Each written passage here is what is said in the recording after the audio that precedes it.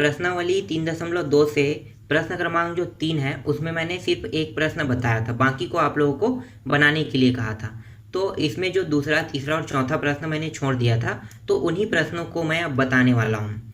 तो चलो अब इसको हल कर लेते हैं। तो दूसरा जो प्रश्न है वो है 2/13 और इसके जो घात है वो है 4/3 है। इसको हमें भाग देना है 2/13 से और इसका जो घात है वो है 5/3 है। तो इसको हम भाग देंगे, तो पहले इसको समझ लेते हैं कि इसके लिए सूत्र क्या लगेगा और ये कैसे भाग हो सकता है। तो यहाँ पे मैं साइड में आपको समझा रहा हूँ। जैसे कि ए एम है, दो संख्या लेते हैं, ए एम और ए एन लेते हैं। अगर यहाँ पे भाग की विधि दिया है, मतलब इसे हम इस तरह से लिख सकते हैं, ए और एन। देखो, तो ये हो गया, ये भाग की विधि हो गया। अगर हम इसको पुनः दोहराएं तो इसको हम कैसे लिखेंगे, A M upon A N लिखेंगे इस तरह से। अगर यहाँ पे इस फॉर्म में है, मतलब क्या है, नीचे में जो एन है, अगर हम ऊपर देखो, दोनों संख्या क्या है, ए यहाँ भी है, ए यहाँ भी है, इन दोनों के घात बस चेंज है, बाकी संख्या क्या है वही है। तो यहाँ पे ए है, यहाँ भी ए है, घात यहाँ पे एम है और घात यहाँ पे एन है। तो अगर मैं नीचे के मान को इससे अगर भाग दूंगा तो इसे हम कैसे लिखते हैं, ए और घात जो है वो m माइनस एन हो जाएगा। मतलब घात जो है वो घट जाता है। अगर मान दोनों सेम रहेगा तो घात क्या होता है, घट जाता है। तो इसी फॉर्म में हम इस प्रश्न को हल करेंगे। तो चलो हल करते हैं अब। तो ये हो जाएगा 2/13 और घात कितना है, 4/3 है। भाग दे दो, तो भाग किससे देना है हमें, 2/13 से देना है और घात कितना है, 5/3 है। तो देखो यहाँ पे जो दोनों संख्या है वो सेम है, लेकिन घात क्या है, अलग अलग है। तो क्या होगा, जैसे हमने यहाँ पे किया है सेम वैसे ही यहाँ भी करेंगे। तो ये हो जाएगा 2/13 और ये हो गया 4/3। क्या हो जाएगा, घात नीचे वाला ऊपर जाके माइनस में हो जाएगा। तो ये हो गया 5/3 हो जाएगा। अब इसको घटा दो।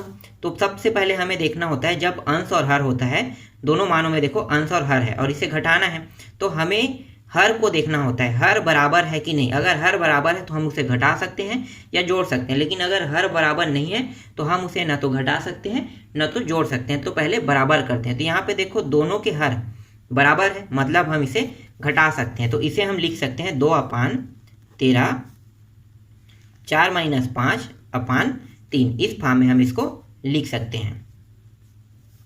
अब इसको घटा दो, तो ये हो जाएगा, मैं यहाँ पे साइड पे लिख लेता हूँ, 2/13 और घटाएंगे कितना आएगा, -1/3 आएगा। अगर मैं यहाँ से माइनस को हटाऊँ तो क्या होगा, नीचे के मान ऊपर, ऊपर के मान नीचे आ जाएगा। कैसे, जैसे कि 13 नीचे में है तो ऊपर में आ गया और ये 2 आ गया, और घात क्या रहेगा, 1/3 के 3 रहेगा, और यही इसका आंसर है।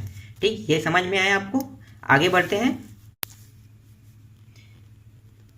तीसरा को अब हल कर लेते हैं। तीसरा जो प्रश्न है वो है 3 × 9 1/2 इसका घात है और इसे हमें भाग देना है 9 और इसका घात जो है वो 3/2 है। इससे हमें इस प्रश्न को भाग देना है। तो सबसे पहले इन दोनों को हल कर लेते हैं।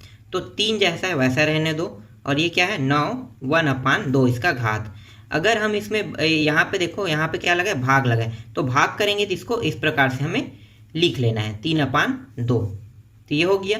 अब देखो दोनों जो संख्या है वो क्या है, बराबर है, मतलब ये भी 9 ये भी 9। तो क्या होगा, घात जो है वो घट जाएगा, तो घटा दो।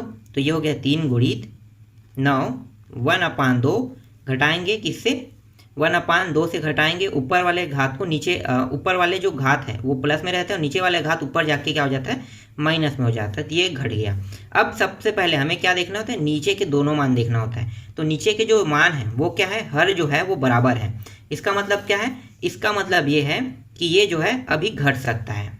तो 3 × 9 घटा दो, तो यहाँ पे कितना आएगा, घटाएंगे तो ये आ जाएगा 2, -2 आ जाएगा और यहाँ पे नीचे में 2 आएगा। दोनों को कटा दो, तो कटाएंगे कितना प्राप्त हो रहा है, 3 × 9 और 2 एकम 2 एकम, तो मतलब -1 प्राप्त हो रहा है। तो यहाँ पे देखो -1 आ गया। अब हम क्या करेंगे, ये जो 3 है इसको भी हम 3 के फॉर्म में लिखेंगे। तो 3 × 3 का 2 घात और यहाँ पे -1, इन दोनों को गुणा कर देंगे। देखो ये कोष्टक के अंदर में है और ये कोष्टक के बाहर में। इसका मतलब क्या है, देखो यहाँ पे थोड़ा सा समझो इसको भी, ए एम और एन जो है वो बाहर में है। अगर मैं इसको भी और इन दोनों को एक साथ लूँ तो कैसे होगा, ए एम गुणित एन, मतलब ए के साथ जो मान है एम और एन गुणा के रूप में है, मतलब एम एन गुणा हो जाएगा। तो देखो इस फॉर्म में आ गया। तो इसी तरह से यहाँ पे सूत्र जो है वो लगेगा। तो यहाँ पे लगा दो 3 गुणित 3 और ये -2, तो ये आ गया -2 प्राप्त हो गया।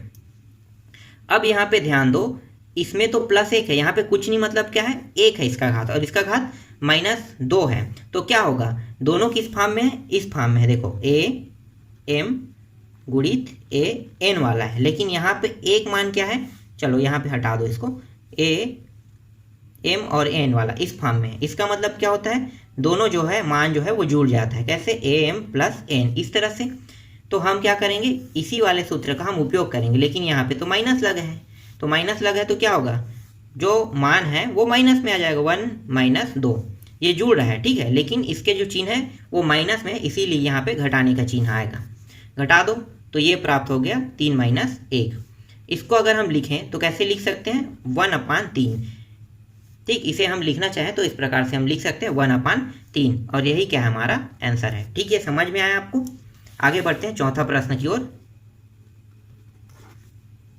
चौथा प्रश्न है 27 और 27 की जो घात है वो 2/3 है। इसे हमें भाग देना है 27 और इसकी घात है 1/3 है।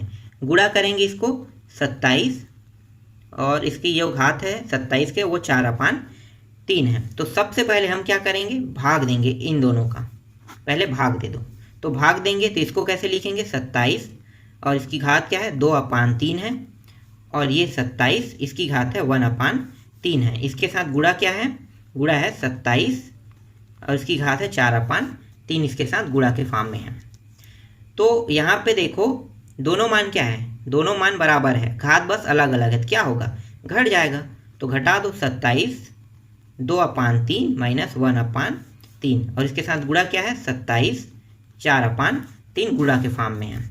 यहाँ पे देखो दोनों के जो हर है वो समान है, मतलब इसको हम इस तरह से लिख सकते हैं, 3 इसका जो लघुत्तम है वो 3 आ जाएगा। यहाँ पे 2 - 1 गुणा के रूप में है 27, घात है 27 का 4/3, तो ये हो गया 27, घट के कितना होगा, 1/3 प्राप्त हो जाएगा, गुणित 27 4/3। अब देखो दोनों गुणा के रूप में है, तो गुणा के रूप में मतलब क्या है, दोनों के घात अब जुड़ जाएंगे। तो 27 1/3 प्लस 4/3, तो ये हो जाएगा 27 1, नीचे के दोनों हर बराबर है, मतलब ये हो गया, एक बार हम इसे लिख सकते हैं, इसे हम कहते हैं लघुत्तम, और यहाँ पे आ गया 4, ठीक, जुड़ जाएगा। अब यहाँ पे 27 यहाँ पे हो जाएगा 5/3 हो जाएगा। तो यहाँ पे देखो 5/3 आ गया। अब हम क्या करेंगे, यहाँ पे 27 को अगर हम तोड़ना चाहें तो हम इसे तोड़ सकते हैं। कैसे, 3 की घात 3, मतलब 3 को अगर हम 3 बार गुणा करते हैं तो क्या प्राप्त होता है, 27 प्राप्त होता है। तो हम इसे इस प्रकार से लिख सकते हैं, और यहाँ पे क्या है, 5/3 है। अब इन दोनों को गुणा कर देते हैं, तो ये हो जाएगा 3 गुणित 5/3, ये ऊपर में ये नीचे में, दोनों कट गया। तो 3 का जो घात है वो कितना आ गया, 3 का घात 5 आ गया। तो 3 का घात 5, अगर 3 को 5 बार गुणा करें, कैसे, 3 गुणित 3 गुणित 3 गुणित 3 गुणित और 3, तो जो मान आएगा वो कितना आएगा, गुणा करने पर 243 आएगा, और यही इसका क्या है, आंसर है। तो यहाँ तक मैंने इसे ये प्रश्न क्रमांक जो 3 है इसको मैंने पूरा कंप्लीट करा दिया। अब आपको ये जो प्रश्न क्रमांक 3 है इसमें कोई भी प्रकार के डाउट नहीं होगा।